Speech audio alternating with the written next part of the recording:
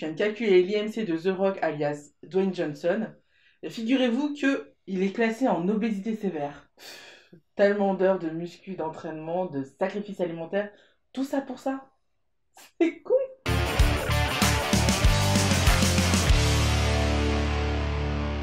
Hey, salut mes licornes, on se retrouve pour une vidéo que je rumine depuis des semaines, voire des mois. D'ailleurs, ça se voit totalement à ma vidéo sur mon bilan 2017 par exemple, ou à ma vidéo sur le fat shaming où j'en parle un petit peu.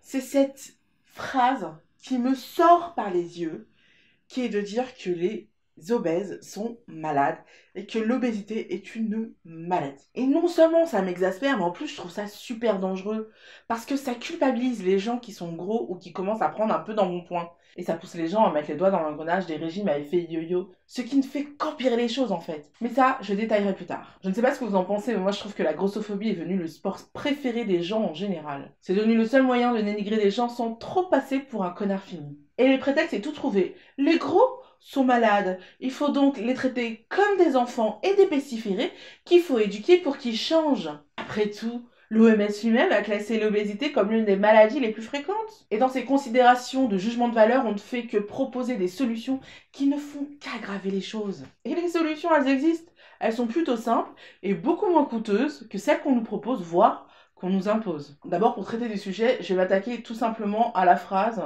qui nous intéresse. L'obésité est une maladie.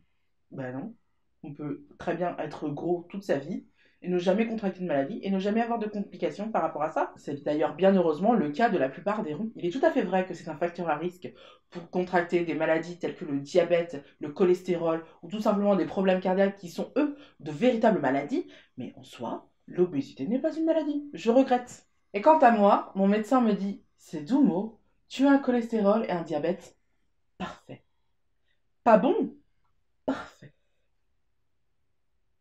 Mais non seulement l'obésité n'est pas une maladie en tant que telle, mais elle peut aussi être un des syndromes d'une vraie maladie. Comme 10% des femmes, je suis atteinte du syndrome des ovaires polykystiques qui est un déséquilibre hormonal. Et je vous en parlerai sûrement dans une autre vidéo, mais sachez tout simplement que l'un des syndromes de cette maladie, c'est tout simplement la prise de poids et la difficulté à en perdre. Et comme je vous l'ai dit, c'est 10% de la population féminine.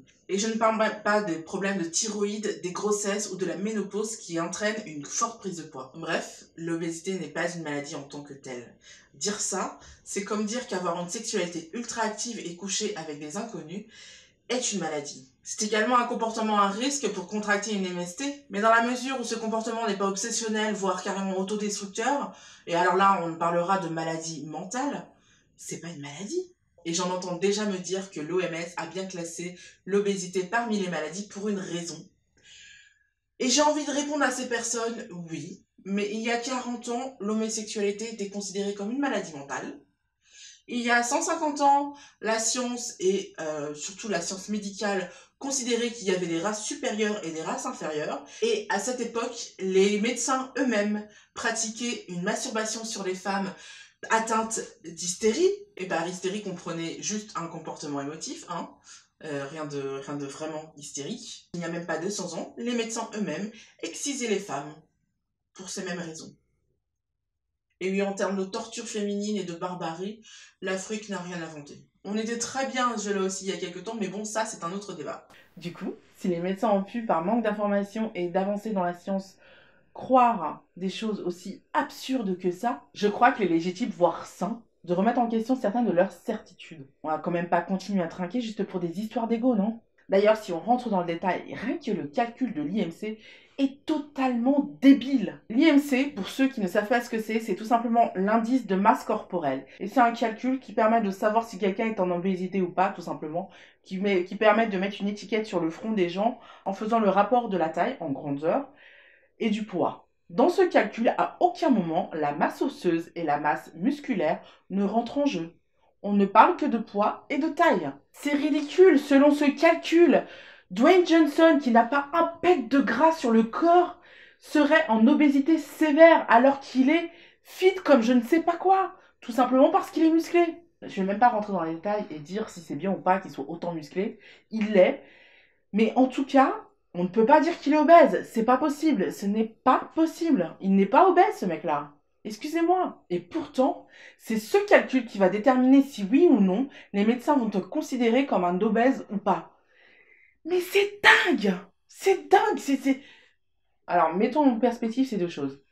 Dire que l'obésité est une maladie et calculer l'obésité par rapport à l'IMC. On n'est pas un peu dans l'à peu près là? On n'est pas un peu dans le grosso merdo de la part de pseudo-scientifiques? Alors, pour dédouaner un peu le corps médical, je dois bien dire que classer l'obésité parmi les maladies a un avantage qui est de permettre aux obèses d'être remboursés de leurs frais médicaux quand ils veulent se prendre en charge par rapport à leur poids. En soi, je trouve ça bien, mais le problème, c'est que le corps médical ne propose que deux choix. Soit les cures amincissantes, qui permettent de rééquilibrer son alimentation et de se remettre à une activité physique décente pour pouvoir perdre du poids, mais qui a le désavantage qu'une fois qu'on ressort de ces cures d'amincissement, la première chose qu'on fait, c'est de se jeter sur la nourriture et de reprendre tout le poids qu'on a pris, voire plus. Il y a mieux. Et le deuxième choix proposé par le corps médical, ce sont les opérations chirurgicales. Et là, clairement, il y a un débat, hein, je ne le cache pas, il y a un débat sur Internet sur je sais pas comment on peut appeler ça, les curvilands, sur le curviland. Il y a un débat, il y a ceux qui sont totalement pour et qui trouvent que c'est génial, et il y a ceux, comme moi, qui sont beaucoup plus mesurés, et je vais vous expliquer pourquoi je suis mesurée par rapport à ça. Je pense que c'est une bonne chose pour ceux qui sont en mauvaise santé, qui ont justement des problèmes de santé dus à leur poids. Je pense que c'est très très bien. Je pense que c'est une solution qui permet de régler le problème de l'obésité assez rapidement. En revanche, pour ceux qui n'ont pas de problème de santé et qui veulent perdre du poids en prévision de problèmes de santé ou par confort, parce qu'ils ne s'assument pas tels qu'ils sont, qu'ils ont envie d'être minces et tout, je peux le comprendre, mais attention, c'est hyper dangereux. On oublie trop souvent de dire que ces opérations sont super dangereuses. Et je vous en parle en connaissance de cause. J'ai moi-même été opérée. On m'a posé tout simplement un anneau. Heureusement, c'était l'opération la plus light, la plus douce qui existe parce qu'il en existe, je crois. Non, il en existe deux autres. La sleeve et le bypass. Je ne sais pas la différence entre les deux. Je ne veux pas m'y intéresser de toute manière. Parce que tout ce que j'y ai vu, c'est que ça traumatise le corps, c'est pas possible. C'est pas possible. Enfin, je veux dire, c'est extrêmement grave, c'est des actes chirurgicaux extrêmement graves. Et moi, sachant que rien qu'avec l'anneau gastrique, qui est un truc réversible en fait, parce que l'idée c'est de mettre une petite bague à ton estomac et de faire en sorte que ton estomac soit plus petit. Donc tu manges beaucoup moins. Donc tu maigris, évidemment. Je vous ferai peut-être une vidéo sur mon parcours par rapport à l'anneau gastrique. Je le conseille vraiment pas. Voilà, je le conseille vraiment pas. Toutes ces opérations gastriques, je les conseille vraiment pas parce que la plupart des gens que vous voyez qui ont été opérés ne vont voir que le côté positif, c'est-à-dire qu'ils ont maigri. Tout simplement parce qu'ils font une fixation sur leur poids, hein. Ils sont extrêmement complexés, donc ils vont faire une fixation sur leur poids et ils vont ne voir que cet aspect-là. Maintenant, moi qui n'avais pas de fixation particulière sur mon poids et qui faisais ça surtout parce que j'ai cédé tout simplement à la pression que mon entourage et que le média m'imposait, eh bien je peux vous dire tout simplement que les effets secondaires et que les effets néfastes de ce genre d'opération sont tellement graves et tellement, comment dire, contraignants au quotidien. Je l'ai retiré vite fait mon anneau, moi je vous le dis, hein. J'ai retiré vite fait. Ça n'a pas duré très longtemps. Donc c'est quelque chose, c'est une chirurgie extrêmement grave et extrêmement traumatisante pour le corps. Tout simplement, vous coupez l'estomac, les filles. Vous coupez l'estomac. C'est grave, hein, l'estomac il est fait pour être entier, les gens. Hein, il n'est pas fait pour être tout petit. Donc je ne suis pas pour ces opérations. Je trouve que c'est hyper traumatisant. Maintenant, il y a des gens qui en ont besoin, tout simplement parce que leur vie est en danger et que s'ils ne perdent pas du poids rapidement, eh ben, ils vont pas rester longtemps en vie. Pour ces personnes-là, oui, c'est totalement indiqué. Mais pour moi, c'est un cas extrême. C'est-à-dire que tu fais ça quand t'as tout essayé et que tu es désespéré Et quand je veux dire tout essayer, je veux dire tout essayer correctement, c'est-à-dire avec les bonnes informations. Je vous en parle, je vous détaille ça tout à l'heure, dans quelques secondes. Mais sachez que ce qu'on connaît de l'amincissement, en général, ce que le monde pense connaître de l'amincissement, c'est bullshit. C'est vraiment bullshit. Donc je peux vous dire que par rapport aux opérations chirurgicales, il y a beaucoup de complications, mais genre beaucoup trop. Mais même si vous n'avez pas eu de complications à la chirurgie pour poser l'anneau, pour faire la sleeve ou pour faire le bypass, sachez que vous perdez tellement vite du poids que votre peau n'a pas le temps de suivre. Il va donc falloir faire des chirurgies plastiques pour pouvoir remettre les choses en place, pour pouvoir avoir un aspect normal. Donc non seulement vous allez avoir des cicatrices de partout, mais en plus, sachez que plus vous multipliez les opérations, plus vous multipliez les risques opératoires et post-opératoires. C'est aussi simple que ça. Donc, pour mincir, vous prenez plusieurs fois le risque de rester sur le billard. Personnellement, je trouve ça cher payé. Maintenant, si quelqu'un risque sa vie, bah oui, il faut agir, faut faire quelque chose. Mais si ce n'est pas du tout, mais alors pas du tout indispensable, essayez de maigrir naturellement. Je vous assure, c'est faisable, je le fais en ce moment. Donc c'est faisable, je vous assure. Il n'y a pas de souci. C'est juste qu'il faut être patient. Donc, comme vous l'aurez compris, est pris en charge par la sécurité sociale, soit les cures amincissantes, soit les opérations chirurgicales. Et dans les deux cas, on en a pour 1000 à 15 000 euros à chaque fois. Aux frais de la princesse, c'est surtout exorbitant, sachant qu'on peut avoir le même résultat, voire meilleur en fait, en équilibrant son alimentation et en faisant du sport, de l'activité physique. Et je m'explique, la première fois qu'on m'a prescrit un régime, qu'un médecin m'a prescrit un régime, j'avais 12 ans. 12 ans. Alors déjà, il y a deux problèmes dans cette phrase. C'est le mot 12 ans, enfin, c'est les 12 ans et régime dans la même phrase. Ça marche pas ensemble. On ne fait pas un régime quand on est jeune, quand on est gamin. Ce n'est pas possible. On ne peut pas tenir un régime. D'accord? Voilà. Un enfant de 12 ans ne peut pas tenir un régime. Il faut arrêter avec ça. Un enfant de 12 ans ne peut pas tenir un régime. Alors que vous équilibrez son alimentation ou que vous lui proposez de manger des trucs un petit peu plus équilibrés et un peu moins gras, ok, normal, tout à fait. Voilà, j'applaudis. Maintenant, on n'impose pas un régime à un gamin de 12 ans. Et depuis, on m'a proposé toujours le même genre de régime, c'est-à-dire des régimes restrictifs. Ce que j'entends par restrictif, et ce que tout le monde entend normalement par restrictif, c'est que j'avais pas droit à certains aliments. Enfin, je n'avais pas droit à certains aliments, parlons français.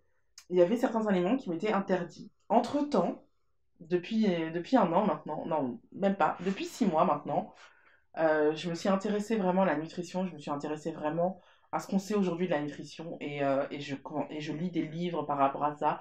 Je m'intéresse vraiment à ce qu'il faut que je mange, à ce qui me fait du bien et à ce qui me fait du mal.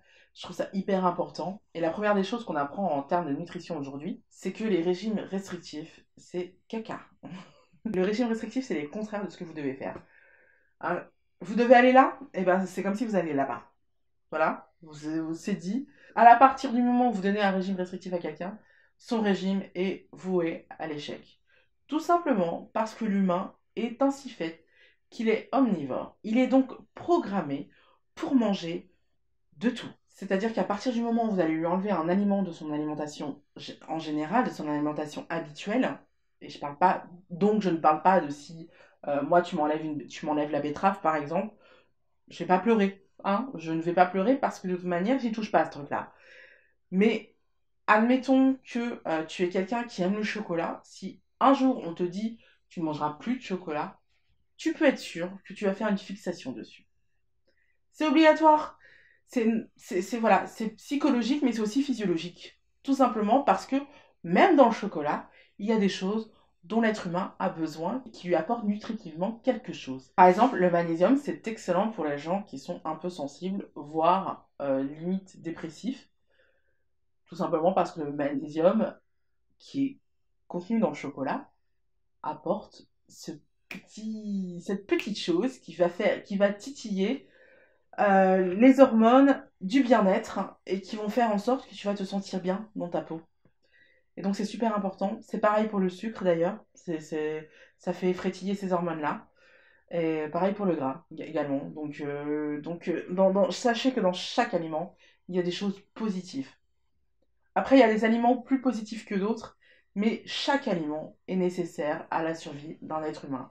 Chaque aliment est nécessaire à son bon fonctionnement. À partir du moment où on sait ça, les régimes restrictifs, on comprend très vite que c'est de la bullshit. Tout simplement parce que non seulement on va pas avoir son apport, mais en plus on va être frustré et donc forcément un jour ou l'autre céder. Et le problème, c'est que la plupart des gens, surtout les gros, enfin je sais pas pour vous, mais moi quand je cède, je me dis des trucs du genre foutu pour foutu, je me fais le placard. Voilà, ou alors je me fais la tablette. Parce que le placard, j'ai un peu du mal. Quand même, on va pas déconner non plus. Mais le placard, je me fais. Enfin, mais foutu pour foutu, c'est clair, je me fais la tablette. Un régime restrictif, c'est tout ce qu'il faut pas faire. Si on vous propose un régime où vous n'avez pas le droit à certains aliments, dites non, partez et ne revenez pas. Gardez votre argent. Voilà. Vous allez perdre du poids, mais ce ne sera pas le poids de vos kilos, ce sera le poids de votre argent. En fait, ce qui m'agace le plus, c'est quand on parle de régime en général, et que ce soit à des médecins ou aux gens en général, on va considérer tout simplement qu'il faut manger les choses les moins caloriques possibles pour perdre du poids. C'est absolument faux. Les moins pires vont vous dire qu'il faut manger moins de calories qu'on va en dépenser. On commence à être sur la bonne voie. Mais la réalité, c'est qu'il faut trouver un équilibre entre apport calorique et apport nutritif. C'est pas du tout la même chose. Et il y a des produits qui sont forts en apport calorique et aussi forts en apport nutritif, donc il ne faut pas les bouder. Il y a des calories qui sont faibles en apport calorique, mais qui sont encore plus faibles en apport nutritif, donc ils servent à rien. Je m'explique. Si vous avez le choix entre une salade, un plateau, charcuterie, fromage et un petit peu de pain, ou entre une choucroute, vous allez me dire, prends la salade. Eh ben non, faut pas prendre la salade. Il faut prendre la choucroute. Parce que déjà, niveau calorique, c'est quasi kiff-kiff. Parce que charcuterie fromage, charcuterie de la choucroute, c'est kiff-kiff bourricot. On est pareil en niveau calorique. En revanche, avec la choucroute, vous allez être calé grâce aux patates, grâce aux pommes de terre de la choucroute, qui sont en plus fibreuses et qui vont vraiment vous tenir au corps plus que le pain, qui sont aussi des sucres lents, mais qui tiennent moins au corps quand même. Mais en plus, grâce au chou, vous allez vous requinquer la flore intestinale, ce qui est hyper important. Moi, cette année, j'ai pas du tout fait de gastro, tout simplement parce que je me suis fait le kiff de me faire une choucroute à chaque fois que j'en voulais une. À chaque fois que j'avais envie de manger une choucroute, je me faisais ma petite choucroute. Et je peux vous dire que je n'ai pas eu une seule fois de problème gastrique. Et je n'ai pas pris de poids non plus. J'en ai même perdu. Tout simplement parce que j'ai apporté à mon corps ce dont il avait besoin. Et en fait, dire qu'il faut manger moins de calories qu'on ne fait de sport, c'est pas bon non plus. Tout simplement parce que le corps n'est pas con. Le corps se dit, oula, tu manges moins. Oulala, je vais mettre en mode famine. Et du coup, je vais stocker tout ce que tu vas manger. Comme ça, on va avoir plus de temps pour tenir. Mais si vous lui apportez les nutritifs dont il a besoin, eh ben il va pas se mettre en mode famine. Il va dire, bon ok, ouais c'est la fête, on continue. Quoi? T'as besoin de que je perde un peu de poids pour pouvoir faire un peu de sport? Ok, pas de problème, tant que tu me donnes à manger, il n'y a pas de problème. Et il va éliminer plus facilement les calories, tout simplement parce qu'il ne se sent pas du tout, il se sent pas agressé. Voilà, il se sent pas agressé, il sent pas qu'il y a un problème. Il se dit, bon bah voilà, on fait du sport, ok, on fait du sport, il n'y a pas de problème. T'as besoin de perdre un petit peu de poids pour faire du sport? Ah bah ok, on va perdre un petit peu de poids pour te permettre de faire du sport un petit peu plus facilement, c'est pas un problème. Et voilà. Et moi, en faisant ça, j'ai perdu que 5 kilos. Hein. 5 kilos, c'est pas grand-chose. En 6 mois, c'est pas énorme. Mais je les ai pas repris. Je les ai pas repris alors que ça fait 3 mois que je fais à peu près n'importe quoi. Le problème de tout ça, c'est que ce ne sont pas des médecins qui m'ont appris ça. Il est là le problème. Il est qu'on te dit que l'obésité est une maladie, admettons que ce soit une maladie, il est où le traitement? Le traitement, il est que tu te fais couper l'estomac ou que tu fais un régime restrictif qui te fait reprendre 2 fois plus de poids que tu n'en as perdu. C'est cool, non? Je trouve que le corps médical est trop léger par rapport au problème d'obésité. Je trouve qu'il y a trop de légèreté, vraiment. Moi, j'aimerais qu'on se pose vraiment la question, qu'on se pose 10 minutes pour trouver de vraies solutions pour combattre l'obésité. Des solutions, il y en a, tout simplement. Tu calcules l'obésité, mais pas par rapport à l'IMC, hein, sois pas stupide. Tu calcules par rapport à la masse graisseuse et pas par la masse corporelle, soyons intelligents. Et ceux qui sont au-dessus de 30, ils ont tout simplement droit à un abonnement avec un coach sportif. Un coach sportif qui connaît son sujet, qui sait de quoi il parle, qui est motivant et qui va vous dire, qui va vous donner les bonnes informations et qui va vous aider vraiment à perdre du poids. Qui va vous prendre par la main et qui va vous dire ce qu'il faut que vous fassiez pour perdre du poids, pour que vous soyez bien. Et qui va surtout vous aider à bien vous sentir dans votre corps, dans votre vous, quoi. Tout simplement parce que la pire des choses à faire et qu'on fait en ce moment, c'est de culpabiliser les gens et de leur dire qu'ils sont nuls, qu'ils sont pas à la hauteur, que c'est pas bien ce qu'ils font. Pour perdre du poids, sincèrement, il faut faire la paix avec soi-même. Il faut se dire, je vaux ça. Je suis tellement bien, je suis une fille tellement géniale, que je vaux de faire des efforts pour être celle que je veux être. À partir du moment où on rabasse les gens, où on leur balance au visage des ondes négatives, ça peut pas fonctionner. Le mal engendre le mal. C'est pas moi qui l'ai inventé. Le mal engendre le mal. Tout simplement. Donc, si on veut éradiquer l'obésité ou si on veut tout simplement faire baisser l'obésité, il faut donner des ondes positives aux gens. Déjà, il faut savoir leur donner de l'amour. C'est un peu bisounours de dire ça, mais je trouve qu'en général, de toute manière, on ne donne pas assez d'amour aux gens. Non seulement ça, mais en plus, il faut leur donner les bonnes informations. C'est pas la peine d'aller sur le billard, à moins d'être vraiment, vraiment en très mauvaise santé et que ce soit une question de vie ou de mort. C'est pas la peine d'aller sur le billard. Vous pouvez très bien perdre du poids par vos propres moyens. C'est totalement faisable. D'ailleurs, sur le sujet, je vous conseille le livre Strong is the New Beautiful. Je vous montre comme ça, de Lindsey Vonn. Lindsey est une sportive de haut niveau, skieuse américaine, qui a fait un super livre. Ce livre a changé ma vie, je vous le dis clairement. Il a changé ma vie. Je sais maintenant comment me nourrir, que mon corps fonctionne correctement pour être bien dans mon corps. Et c'est déjà pas mal. Et depuis que j'ai lu ce livre, je n'ai pas pris 1 kilo, même pas 1 gramme, et j'en ai même perdu 5. Donc c'est vous dire si il est bien. Maintenant, pour perdre du poids grâce à sa méthode, il faut être patient. Je vous le dis, il faut être patient. Maintenant, c'est du poids que vous ne reprendrez plus. Voilà, je crois que j'ai pu passer mon coup de gueule bien comme il fallait. Donc maintenant, vous saurez quoi dire quand on vous dira que l'obésité est une maladie. Vous pourrez lui dire non, ce n'est pas une maladie, c'est un facteur à risque, mais ce n'est pas une maladie. Mais surtout, ne prenez pas votre obésité comme une fatalité, ça n'en est pas une. Vous pouvez la combattre, mais ne pensez pas la combattre d'un coup. L'obésité, ça se combat petit à petit. C'est un combat peut-être de tous les jours, je sais pas. Peut-être qu'une fois qu'on sort de là, c'est fini, fini. Mais en tout cas, pour en sortir, ça se fait petit à petit. Et c'est pas plus mal en fait, parce que ça permet à la peau de suivre. Et comme ça, vous n'aurez pas besoin de chirurgie réparatrice pour avoir un joli corps. Vous pourrez conserver votre joli corps avec juste moins de bourrelets. C'est pas mal aussi. Si vous n'êtes pas abonné, je vous laisse cliquer ici. Pensez bien, que vous soyez abonné ou pas, à cliquer sur la petite cloche pour avoir toutes les notifications et ne rien rater des vidéos. Comme ça, vous serez notifié à chaque vidéo que je sors. Pour ceux qui sont abonnés et qui ont cliqué sur la petite cloche, je vous laisse découvrir ma vidéo sur le fat shaming, dont j'en parlais à l'instant, et ma vidéo sur les basiques. Hein, on va mettre les basiques? Allez, c'est parti. Moi, je vous fais des gros bisous. Ciao!